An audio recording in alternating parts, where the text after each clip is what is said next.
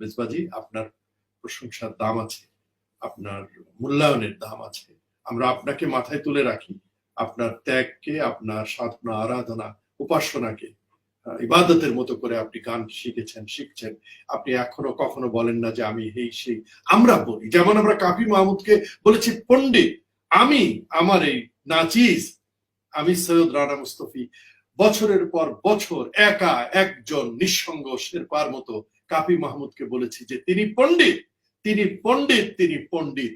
এবং আজকে সারা বিশ্ব থেকে কাফি মাহমুদ সম্পর্কে বলছে যে হ্যাঁ তিনি পণ্ডিত, তিনি পণ্ডিত। আমরা বলেছি লুনা রহমানকে, ফ্লোরিডায় প্রবাসী, তাকে বলেছি তিনি তিনি বিদুষী, তিনি বিদুষী, তিনি বিদুষী। আমি একা এক কণ্ঠে। আল্লাহ সুবহানাহু ওয়া তাআলা সো কাইন্ড। তিনি আজকে সারা বিশ্ব সঙ্গীত পিপাসু মানুষ বলছে হ্যাঁ লুনা রহমান বিদুষী। আজকে